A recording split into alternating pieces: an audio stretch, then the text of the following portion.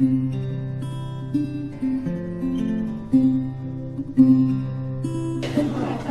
1978, check that, it was actually 1979, I fell in love with two women. I married one, and the other dumped me. January in Cincinnati is not exactly the best time of year, so I decided to go to our little English pub in Mount Adams. The pub is hip, Mount Adams is hip. I don't know why I was there, but there we were. The English pub is called the Blind Lemon, and just above the din of the noise, you could hear the piped-in music. I sat down, and next to me was this really attractive, funny, smart-looking, sharp young woman. She was wearing a red scarf which highlighted her black hair. I decided to start up the conversation the way guys always do. What's your name? My name is Cindy Berryman. What do you do? I'm a professor at the University of Cincinnati. Where are you from? I'm from Westport, Massachusetts, by way of Fall River. Yeah? Well, on behalf of the people of this bar, I want to welcome you to the city of Cincinnati. She was so unimpressed.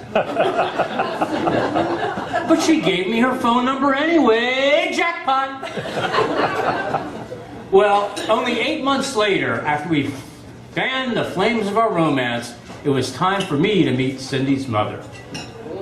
We went off to Westport, Massachusetts. And I don't know if I can say this in the South, but Yankee magazine calls Westport the best hidden gem of all of New England. No hotels, no fast food restaurants, and hopefully for their sake, no tourists. You go into Westport and you see mile upon mile of beach and shoreline. You see vast open fields. It's the largest landmass of any town in Massachusetts. It was time to meet Cindy's mother, Elizabeth Gertrude Hannon Berryman. Just call her Gerty. Gerty saw us coming, and atypical for New Englanders, she got really emotional and excited. She ran out and she grabbed me, and she grabbed Cindy, and she welcomed us into her home. Now, when Gerty welcomed you into her house, there was one rule. When she says, "You want a beer?" you better say, "Sure." If you don't, you're out of there.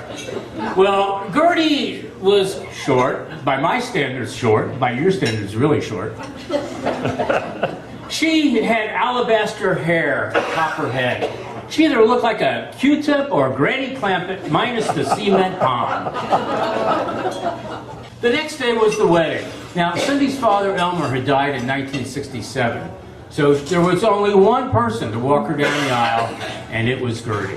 And folks, you should have been there. There's these two Berryman women almost skipping down the aisle, laughing and having a great time.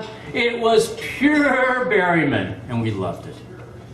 That night, oh, that night was so special. Gerty was having the time of her life. She was dancing with everybody, kidding around with everybody, and we all loved it because we knew that Gerty was in stage 4 of colorectal cancer. Autumn in New England is like nothing else. It radiates beauty. But that day in October, we'd just been married 2 months. Cindy had been calling her mother every single day. This day, Cindy got off the phone.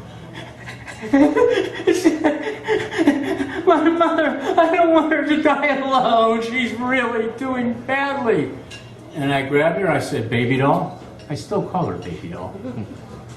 I said, "Baby doll, Gerty's coming to live with us." But the truth was, Gerty was coming to die with us. We said, "Gerty, this is 3 days before she died. Gerty, you have morphine that the doctor prescribed. It's on your nightstand. Please take it." "Nah, I don't want to become an addict."